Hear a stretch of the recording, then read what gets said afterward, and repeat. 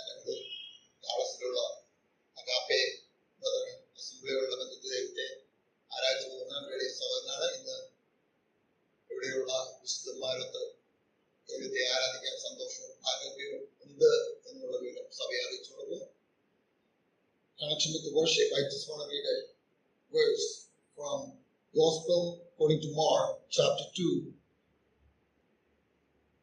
the end of verse 5. മർക്കോസിന്റെ സുവിശേഷം 2-ാം അധ്യായത്തിന്റെ 5-ാം വാക്യത്തിന്റെ അവസാനമാണ്. Son, your sins are forgiven. Son, your sins are forgiven. We all know very well about this story. A paralytic man brought by his 4 friends. He was sick. They were expecting a physical healing. But here, Jesus healed spiritually or internal healing.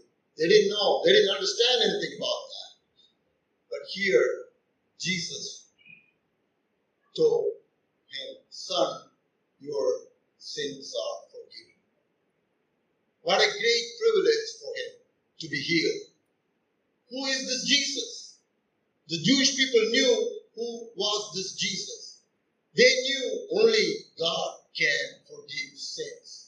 They said that the other next verse, it says, who can forgive sins but God alone? Only God can forgive sins. Jesus Christ was God, mere man and God also. But the Jewish people, his own people, rejected him. But here, this man got healed internally. His sins were forgiven. We were also like that. We were alienated from God, such a holy God. Sinful man like me, God chose before the foundation. In Revelation we read, man, Lamb of God slain before the foundation of God. World. What a privilege for me to come to this assembly and praise God.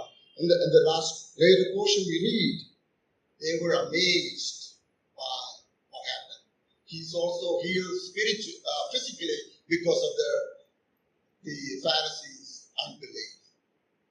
What a great privilege for me to worship because God forgave my sins. That's the only reason God brought back to him. What a privilege for me to worship and continue to praise him in his name.